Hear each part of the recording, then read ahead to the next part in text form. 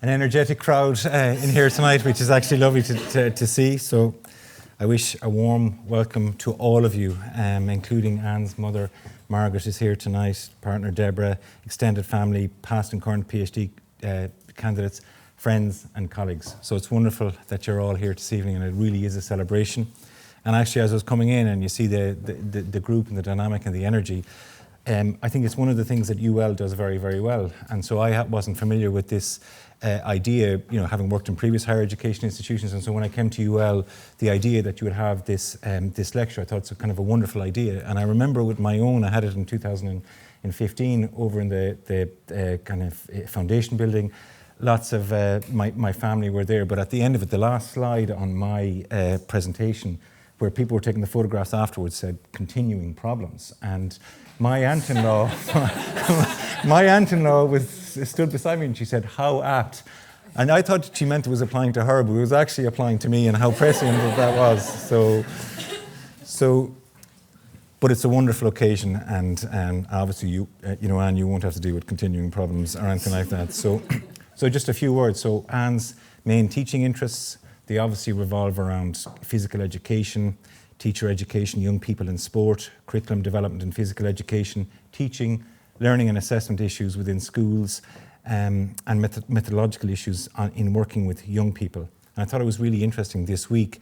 There was a celebration of PE teachers who came back. The first PE teachers in the university came back to the campus, and they were obviously in PES yesterday, and it was really lovely. The minister, Jimmy Deegan, who was in that first cohort of students that came. They actually came from Strawberry Hill, perhaps they had 1.5 years done, and they were coming back for 2.5 years. So he, as minister, in 2013, officially opened the building, and then now he was back again as an alumnus, being part of that group, that first cohort of students that came through. And I think it was a lovely event to be at, and the kind of celebration around the students themselves, that sense of identity that they'd created, the legacy that they had. But it was lovely as well to have all of the scholars there, and including our own current students. And it really spoke to a community, but it also spoke to legacy and impact. And so again, we're kind of speaking about the same issues tonight. So you will also hear, as part of this, how Anne has developed additional research interests in the area of mainstream teacher education, early to mid-career researchers, and capturing the realities of administrative management and leadership roles. And again, just in terms of that engagement, particularly with young people around sport and the scholarship, I mean, here you are tonight. I think it is a university as a house of intellect. This idea of exchange of ideas and engaging with the ideas, and I think that's a wonderful thing, and it's lovely for all of us to be part of that. But I think that to be actually doing it as a scholar and a lecturer around the knowledge exchange, wonderful. But there's also a personal development aspect when students come to university here, that they transition in, through and out. And for Professor MacPhail to be involved in those aspects, not only in terms of the knowledge exchange, the research, the scholarship, but also on that personal development and the journey, which obviously stays with students for life as well, and including also for staff. I thought that's wonderful as well. So Anne is maintaining her academic profile and has warranted numerous international awards that recognise scholarly excellence in research and professional practice, in physical education, physical activity, and sport pedagogy across the lifespan. And these include the Association of Physical Education and Higher Education Lifetime Fellowship Award, the Scholar Lecturer British Education Research Association Physical Education Sports Pedagogy Special Interest Group Award, and she was inducted as an International Fellow of the National Academy of Kinesiology. She is to be awarded the Outstanding Scholar Award recipient from the American Education Research Association Special Interest Group for Research on Learning and Instruction in Physical Education in Los Angeles in April 2026. And of note is that Anne was also awarded an honorary doctorate at the Swedish School of Sport and Health Sciences in Stockholm, Sweden in May 24. So she is the inaugural chairholder of the UNESCO Chair in Physical Education and Sport Pedagogy for Sustainable Development at UL from March 24. And this is an internationally recognised, highly regarded achievement, a real powerful esteem indicator that comes with significant levels of prestige. And you'll hear more about that during Anne's lecture tonight. And I suppose that continuing world-class expertise in sports pedagogy in UL has been really central to the impressive standing of PES in the international world rankings. And again, that really struck home for me yesterday, being at the event with the first physical PE teachers. And so, specific to the Irish context, the research of scholars in the area have informed the development of second-level curricula in Ireland, including the examinable PE specification and senior cycle PE framework. And so the Pedagogy's support model for PE teachers has also led to several communities of practice who develop teaching resources for implementing new curricula across the second level. And I think that through collaboration with teaching professionals and relevant stakeholders in Ireland, this research group has developed a best practice model that informs both policy and its practical implementations. And it's captured in a UL impact case study titled Advocating for Quality Physical Education. And so a sustained contribution obviously through that has been made to curriculum design, development and enactment in Ireland. And so between 2020 and 2026, researchers at the University of Limerick have contributed, I think, 1,094 topic clusters. 4 researchers from sports pedagogy and PES are top contributing authors in one of the top 5 areas, and top 2 of the top 5. And I think in considering the full complement of Anne's publications and in comparison to other Irish researchers in the subject area of education, she's ranked second best upon the number of publication and third best on citations. And in the most recent 5-year period, Anne is ranked first in Ireland for papers published and second for citations. And just over half of Anne's publications have an international co-author and a field-weighted citation impact of 1.81, 81% above the average in the field for papers of that document type, year and subject area. And so you may also have noticed more recently that Anne was ranked as being in the top 2% of scientists listed worldwide. And it was wonderful to see 86 of her scholars being actually ranked accordingly. So I'm an evidence lawyer, and so as a scholar, so I think that if you were the jury, I think that, in terms of the accolades mentioned, the impact that she's had, we can say, I think, for certain, that she is a stellar scholar. And I think that we can say so beyond a reasonable doubt standard. I think that that's been established. And so she has a first-class honours B.Ed from Heriot-Watt and a PhD from the University of Glasgow. And prior to joining us here at the University of Limerick, Anne was a research associate at Loughborough University. I think that when she came here initially, she was only coming for 3 years and still here 23 years later. And so she quickly undertook, and that service leadership quickly undertook the role of course director for the physical education programme for 7 years then before becoming head of department. And Anne also took on the role of assistant dean research for the Faculty of Education and Health Sciences up to January 23. And then she accepted the role as associate vice president for the doctoral college in February 23, and she's in the post until January 2028. And so she's also co-director of the Physical Education, Physical Activity and Youth Research Centre Ireland. Outside of the day job, and I'm almost finished, I have it on good authority that Anne is a fan of 80s music with a really impressive collection of CDs and vinyl. And I think that we must be kindred spirits because growing up, my tastes were very simplistic. It was Big Country and Simple Minds, nothing beyond that. I'd say her palate was much more sophisticated than that. But anyway, that's my link. So she's an accomplished runner, having in her day competed regularly for Scotland and less regularly for Great Britain. She loves to punch a boxing bag every week and has more recently started to play pickleball. I know that she retreats to a very nice part of the east coast of the US in the summer with Deborah to enjoy the sun, Mexican food and free refills. So I'm finished now, but I mentioned at the outset that we're a community.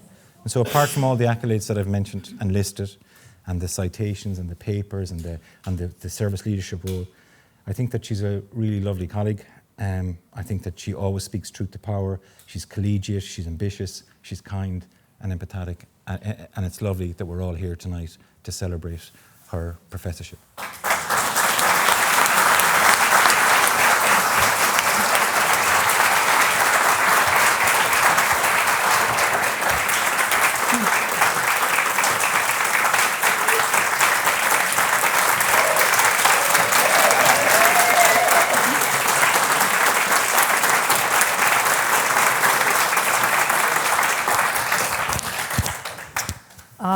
Somebody just whispered to me the energy in the room is exceptional, and that's my worry. There's a lot of energy in the room, a number of people in the room who had wrote to me and said, really looking forward to this. What's the heckling policy? There's at least 3 people. I see them in the room. You all know me to some extent, and I actually have it in later slides about vulnerability. And I think at this very moment in time, I feel very vulnerable. You know me in a different way than perhaps you'll see me tonight, but I hope that I'm true to myself in relation to what I share with you. I think, first of all, I would like to thank Lynn.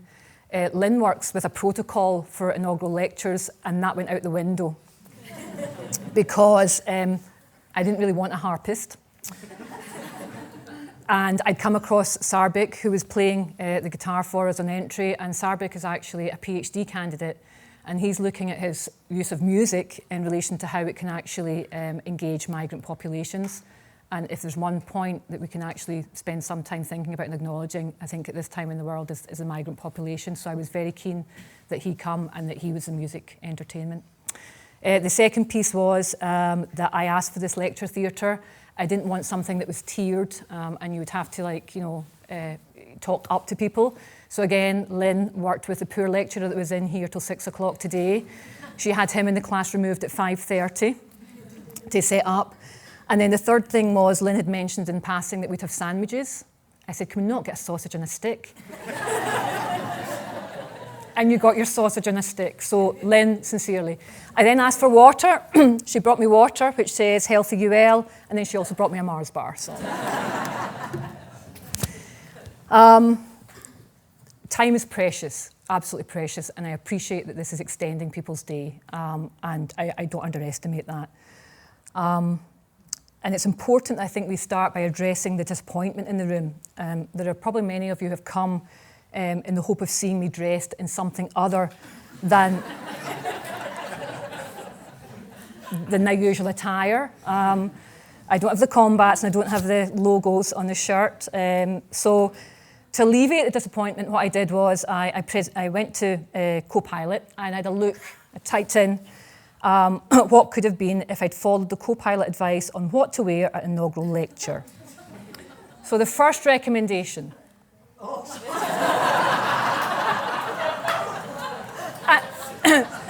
And I quote,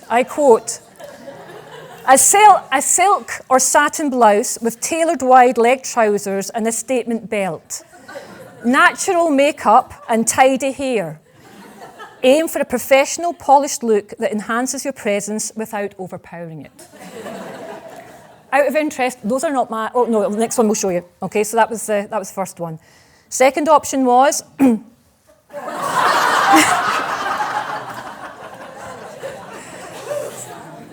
a tailored, quote, tailored dress or skirt suit, knee length or longer, paired with a structured blazer. 2 points, note the same belt, and those are not my legs. And third, the one that most of you have been waiting for.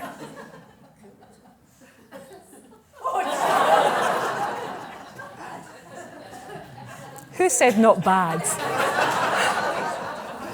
Again, not my legs, and I quote, this is a timeless tailored A-line dress. So,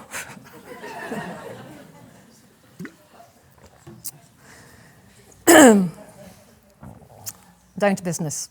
I would like to preface my lecture with 2 specific elements of academic identity that I suggest are central to all that I do. Firstly is my passion for learning. I suspect many of us have one text that has influenced us perhaps more than any other, and my text would be Lavin Wenger's 1991 publication entitled Situated Learning.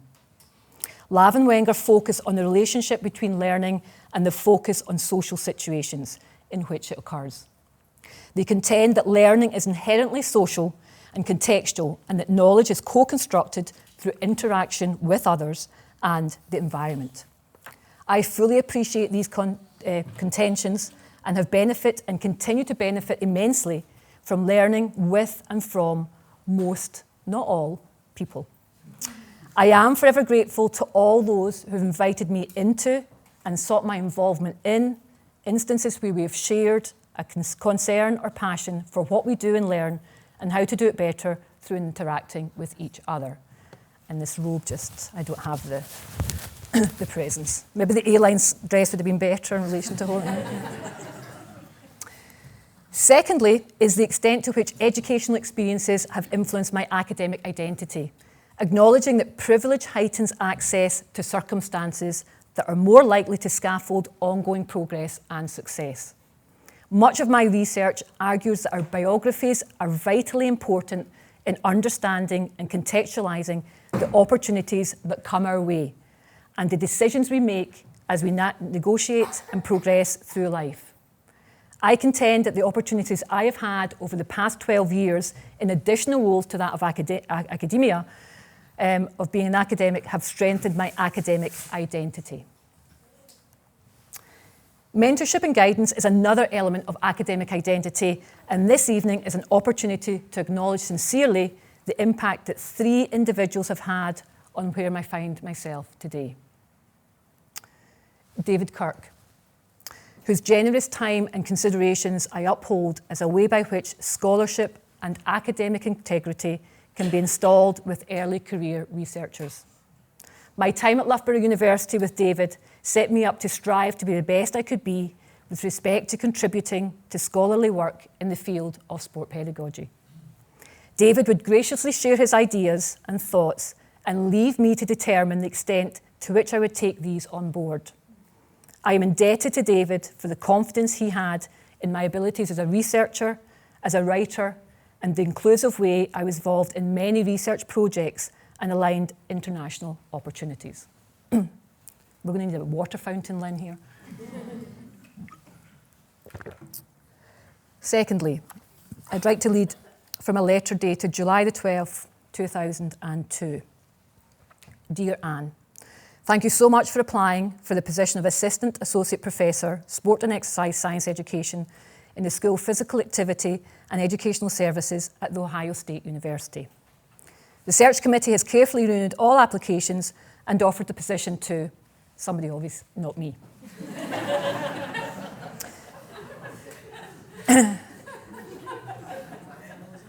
This decision was about alignment between the advertised position and the specific needs of the programme at this moment in time. We really do appreciate your interest in a faculty position in the College of Education at The Ohio State University and with this specific programme. We are impressed with the quality of your work to date and wish you every success in what I believe will be a very successful and productive career. We hope to see you at future conferences, as I am sure our paths will cross again. Sincerely, Associate Dean for Faculty, Mary O'Sullivan.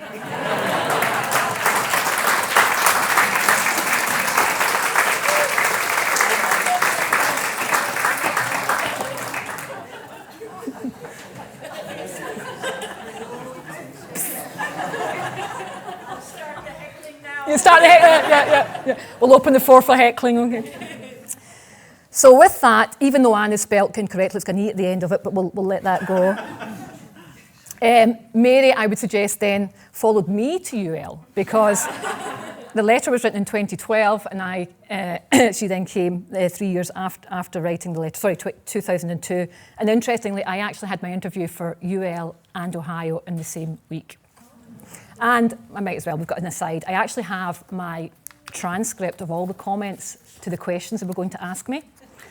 And the final question was, why do you wish to work at Ohio State?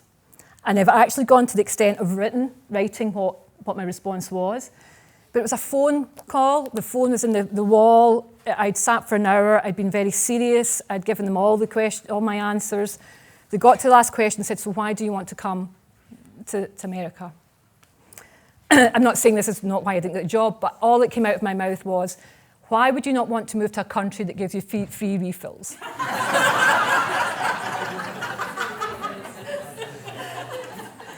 And there was nothing at the other end of the phone.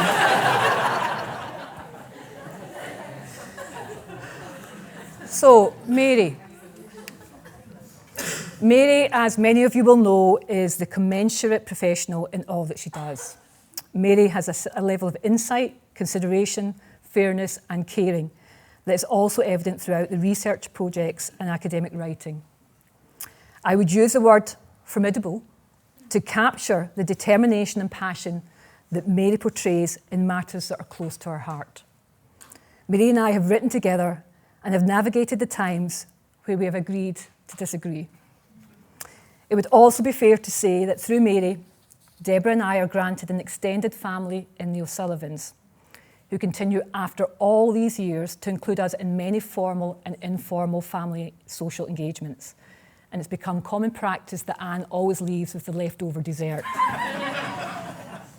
However, the price we pay in return is to endure their continuing disparaging commentary with respect to what do academics do other than travel to conferences. A junket, yeah. And to the person on the right of the picture, Deborah Tannehill. I used the phrase commensurate professional previously for Mary, and I would suggest that you can say the same for Deborah with a twist. Deborah's way in which she enacted the life of first and foremost a practicing teacher-educator and then a researcher, and specifically a practice reference researcher, is infectious, with an inherent desire to, as well as being happy all the time, ensure teaching and learning experiences are meaningful, relevant and worthwhile.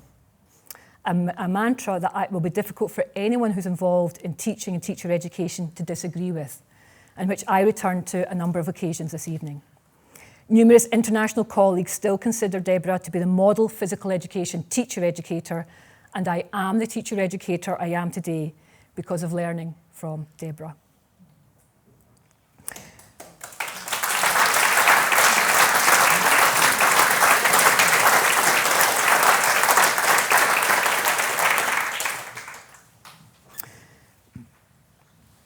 Relational identity is also aligned with academic identity and is shaped by interactions with peers, mentors and students.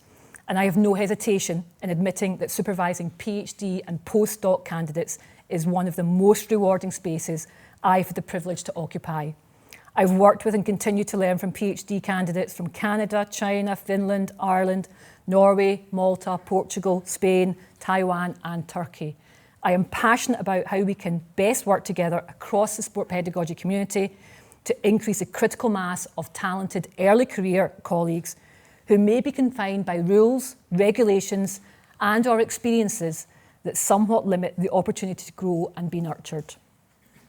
Collaborative relationships and networks within academia also play a significant role in forming one's academic identity. And I would like to acknowledge all who have contributed significantly to my academic journey and the development of my understanding and acceptance of what it means to be an academic.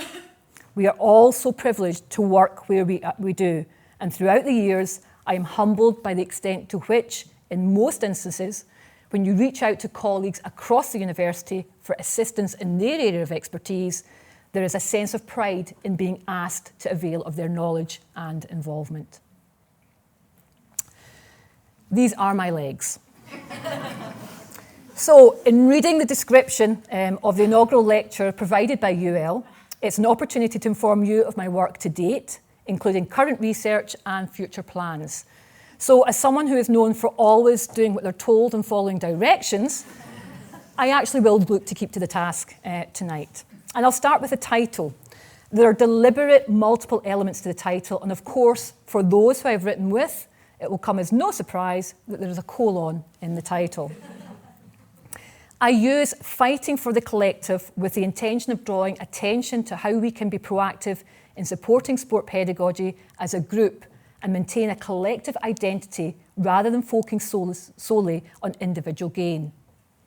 Fighting the collective is intended to prompt us to consider how elements of an already established sport pedagogy community can consider extending their research to factions of sport pedagogy who, for varying reasons, have not had the same level of access to a sport pedagogy community as others. Physical education and sport pedagogy in the title is about teaching and learning purposeful human movement, which includes educational aspects of physical activity and sport and inquiry into teaching in a variety of contexts. You'll get a sense of what these multiple elements are as I work through much of my research.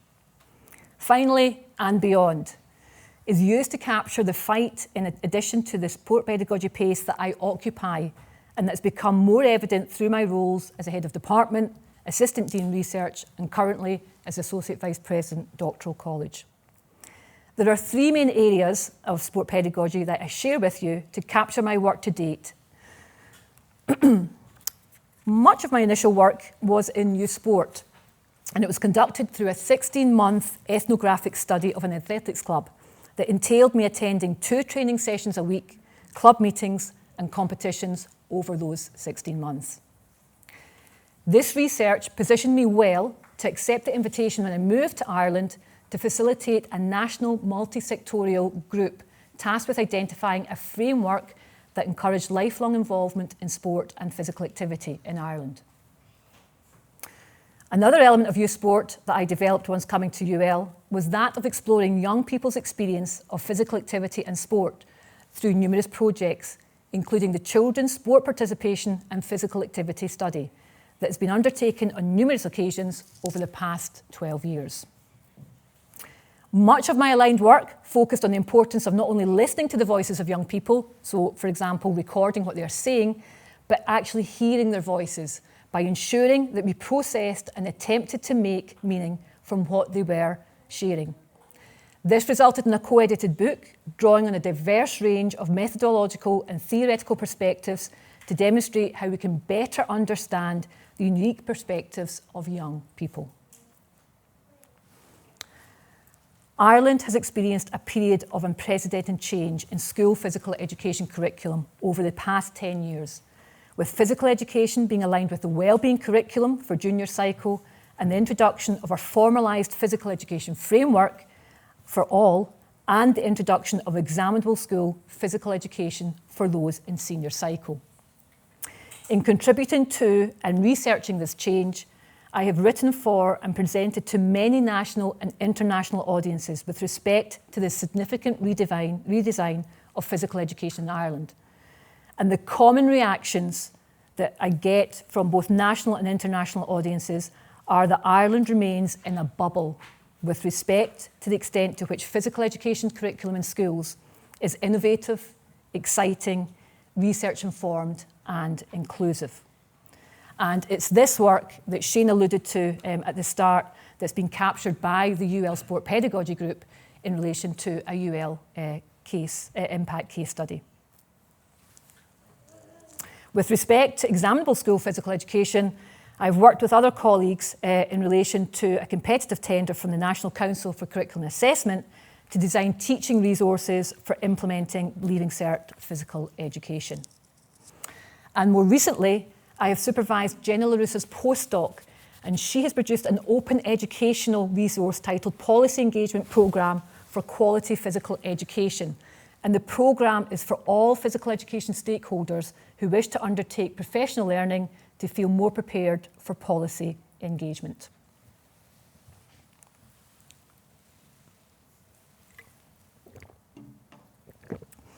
The study and practice of physical education teacher education, which we affectionately call PETE, has been the richest area of sport pedagogy research for me, with the main challenge being on how best to prepare pre-service teachers to ensure as much as is possible that they uphold meaningful, relevant and worthwhile experiences of school physical education for students.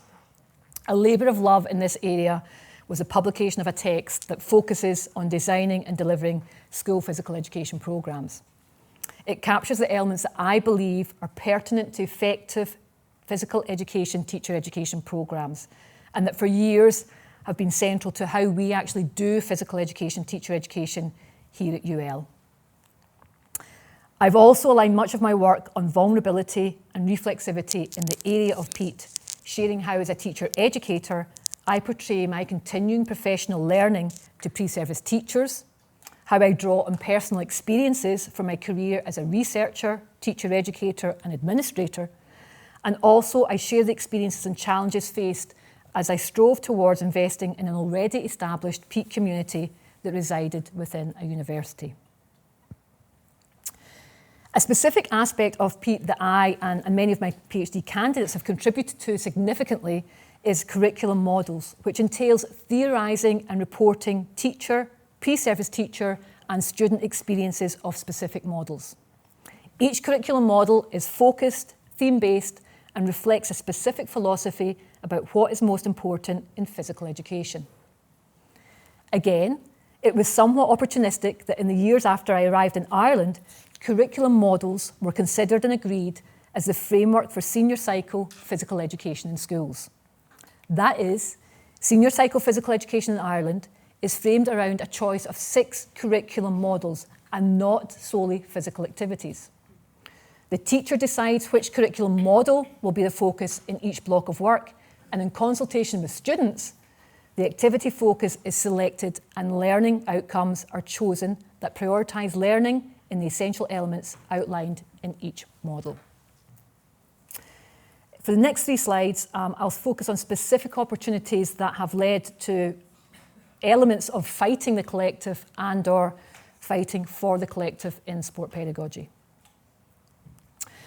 The intention of this text was to provide sport pedagogy stakeholders with insights on specific published research papers using the multiple lenses of each of the 4 authors, which were researcher, teacher educator, primary teacher, or post-primary physical education teacher. We also highlighted shared responses in instances where we drew similar implications regardless of our varied roles, subsequently heightening the importance of advocating for collective beliefs and practices. One such example is that we are all responsible for student enjoyment of education, and that in the primary focus is merely the content of physical education, then we risk losing student interest. And as an aside, this text, when we were doing the galleys for the book, the other 3 authors were very serious about their bios in relation to spending time with their families and walking their dogs and reading books. And I put as a joke what my dietary requirements were, thinking it would be picked up at proof reading stage. It wasn't. So if you go to get this book, you'll find that my bio ends with the following. Anne enjoys eating copious amounts of chocolate and drinking buckets of Coke. She does like nuts, but not in chocolate.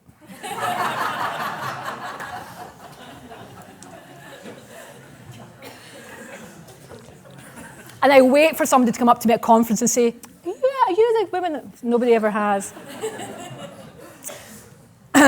The intention of this more recent text was to consider how, by setting a common international agenda for physical education and physical education teacher education, they can be reconfigured together so that they're responsive to changes in today's fast-paced, diverse and uncertain global society. We argue that not only a revolutionary move away from national policy silos can reinvigorate physical education and lead to improved equitable outcomes for children and youth, and both novice and experienced teachers.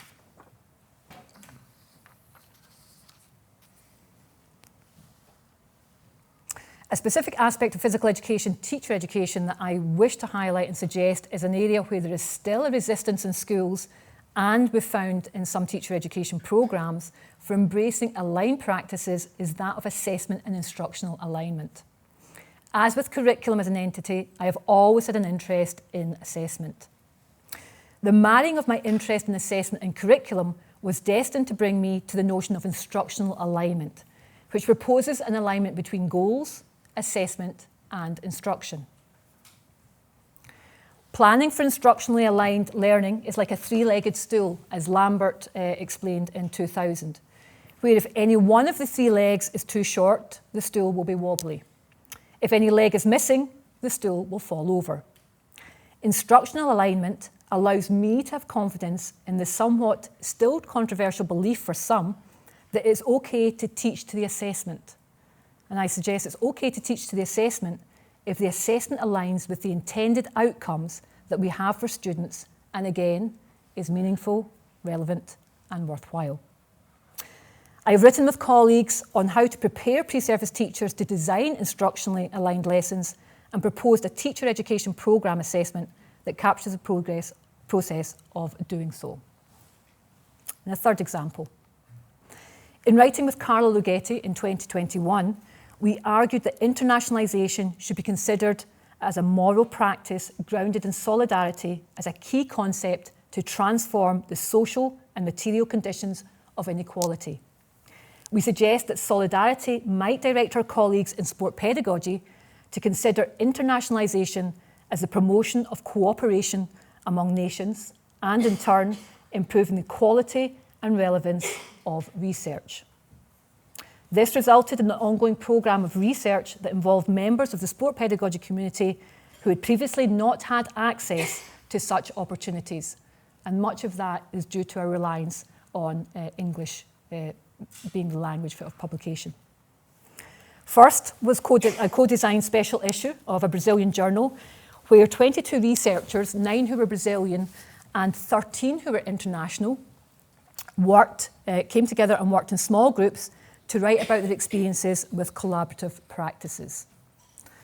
This subsequently led to a publication that explores the collective work presented as a case study of an international project and highlights 3 key features: the intentionality in group creation, the levels of collaboration and horizontal relationships, and democratic facilitation. The picture of the pizza is here because on my first trip to Brazil last year for the project, we went to a restaurant where there were as many dessert pizzas as there were regular pizzas. So clearly that's very significant to my... Okay, so moving on from that, there are 4 main areas that I'm currently involved in, and I wish to remain in sport pedagogy, but there are also additional arenas that I'm active in. So over the recent years with sport pedagogy colleagues in UL, we have begun interrogating our own understanding of and positioning to social justice through narrative work before making a concerted effort to heighten an extent to which deliberately engage with social justice masters with pre-service teachers. Securing funding has allowed us the opportunity to work with colleagues in Northern Ireland to explore the extent to which social justice matters were manifested similarly or differently within peak programmes across the 2 jurisdictions. There is an obvious alignment between our interest in researching social justice and the award of a UNESCO chair in physical education and sport pedagogy for sustainable development, given that sustainable development can be understood as a dynamic, future-orientated process aligned to shaping a just, equitable and ecological viable world. And our intention is that we develop a relationship between the UNESCO chair and the PPA's Ireland Research Centre, which I co-direct with Brendan.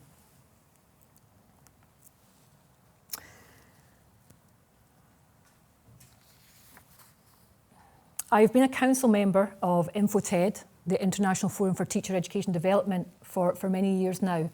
And their mission is to improve teacher education and educational quality, supporting, researching and advocating for teacher educator development. This has led me to working outside the PEST community with other teacher educators in researching teacher educators' professional learning, the extent to which they're active users and producers of research, as well as exploring their professional trajectories. I also continue to work with colleagues from the School of Education on researching initial teacher education, as well as experiences of both Irish school and higher-based teacher educators. And finally, in relation to current research, in undertaking the role that I'm in now, in February 2023, I had a really strong interest in looking to how we could academicise doctoral education.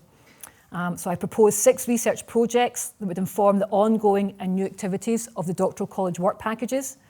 And some of the research projects were started in my role as Assistant Dean, and I'm now working with colleagues across UL who have an interest in contributing to the space of researching doctoral education, and particularly supervisors and PhD candidates or doctoral candidates' experiences.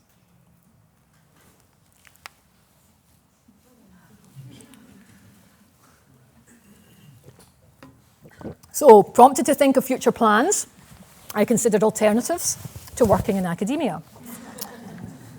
And one alternative that sounds attractive to me is HMV, where I could listen to 80s music all day and avail of a discount on buying CDs and vinyl.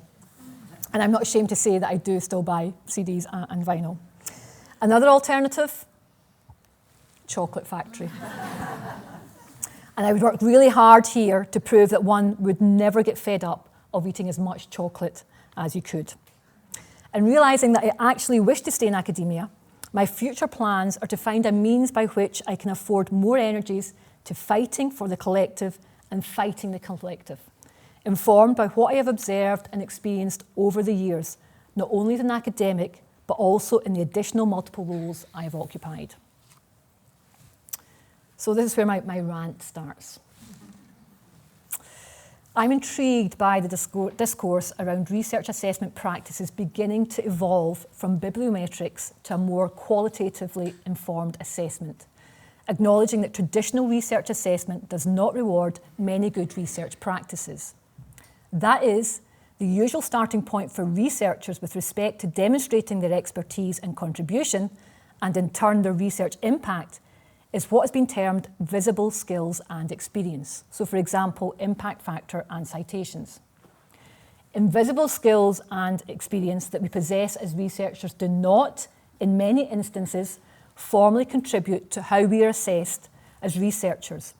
For example, the capacity to build collaborations and mentor and supervise are often going unnoticed, but is essential for fostering a productive research environment. I suggest that the visible and invisible skills and experiences are intertwined and complementary in driving advancements in research. While visible skills may garner more immediate recognition, it's often the invisible skills and experiences that underpin long-term success and impact in the field. Therefore, fostering and meaningfully acknowledging a holistic approach that values and cultivates all related skills and experiences as visible is crucial for fostering a vibrant research and innovation ecosystem. My contention is that we should all, regardless of subject disciplines, be striving to make the invisible visible and capturing the same as an essential component of impact. Research without scholarship is an issue that worries me in the ever-growing pressure to publish or perish, as well as the increasing use of generative artificial intelligence. While there is international development in the reforming of research assessment, I am not convinced that things have moved far enough to engage colleagues seriously in considering the benefits of a portfolio of achievements over a crude measurement of number of publications and citations. This reflects some of the concerns raised with respect to the iceberg in the previous slide that result in fighting the collective. Boyer's well-established model of scholarship encourages a holistic view of scholarship, recognising that advancing knowledge involves more than just traditional research. That is, scholarship is more than impact and captures many of the invisible skills and experience. He redefined scholarship beyond traditional research, suggesting that scholarship encompasses 4 distinct categories. If we think of research as building bricks and scholarship as the blueprint, without scholarship, you may produce bricks, but you don't know how they fit into the structure, or whether you're just making bricks that already exist. Scholarship has impact because of the relationships one builds and sustains. And as I encourage PhD candidates and early career colleagues to develop experience in the 4 categories, their involvement as a contributor to academia becomes more sustainable. I would hope that this in turn instills a notion of common good. And Peter Block presents a vision of a society rooted in cooperation and community, rather than competition and commodification. The common good narrative embodies the belief that we can communally produce what matters most, emphasising cooperation, community, and trust among citizens. This aligns with fighting for the collective, and is something that has garnered interest in the doctoral education space with recent work positioning doctoral education as a potential force for public good. I'm also keen to explore the role that I have played, or not, as what some would refer to as middle management, and specifically with respect to the impression that middle-level academic managers are caught in the position of occupying the no man's land between implementing the edicts of their executive managers and protecting the interests of their academic colleagues. I collected data during my Assistant Dean research role and have begun to craft, with colleagues, a boxing narrative to capture my likely parallel experiences at the time of fighting the collective and fighting for the collective.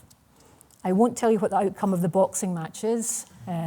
Hopefully it will be published and you'll get to read yourself.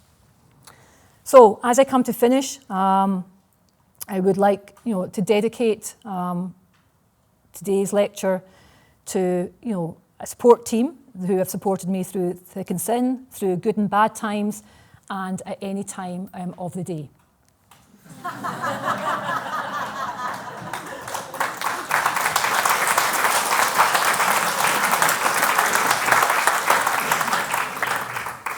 Couple more slides. Firstly, to the soon-to-be model for the Doctoral College merchandise, my mum.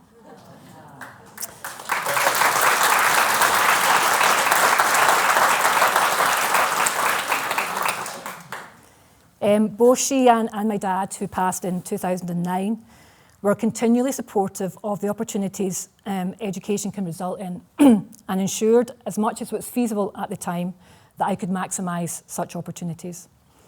I would also contend that my use of humour, if you class it as humour, is attributed to both parents, having established, again, going back to co-pilot, what traits of stereotypical Scottish people are. And dry humour and sarcasm is top of the list, qualifying that Scottish people are, and I quote, known for sharp wit and deadpan delivery. Scottish humour is often self-deprecating and clever. And I'll leave that with you. In attending one of my first scholarly lectures, Deborah reports that at the end of the lecture, my mum leaned over to her and said, "She's quite good, isn't she?" So here's hoping for the same feedback.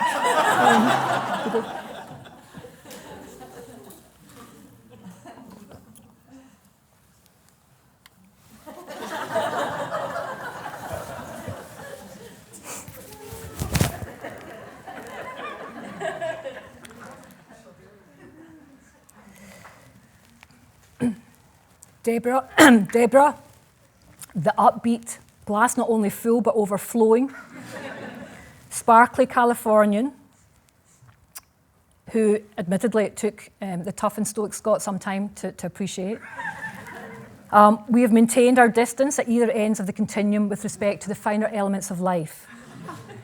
Deborah has her designer shops, cocktails, sirloin steak and gelato, and me, no shops, beer, pizza, and Mr. Whippy ice cream.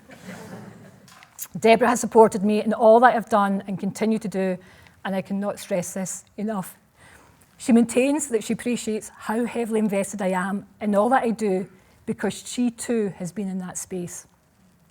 And I do not doubt that attendance here tonight is for some of you aided by the opportunity to reconnect with Deborah, and that's okay.